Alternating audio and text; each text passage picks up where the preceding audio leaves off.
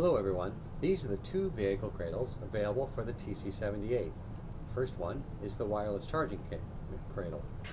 In that one you'll use the wireless charging battery in the TC78. Notice the icon matches with this particular decal, also matches with the vehicle cradle.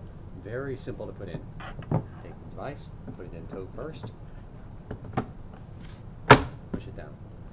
Then to remove it, very simple, pull this back. There you go. The other option we have, if you're using different types of batteries, and maybe you don't need the wireless charging, we have a vehicle holder. Very simple to put in.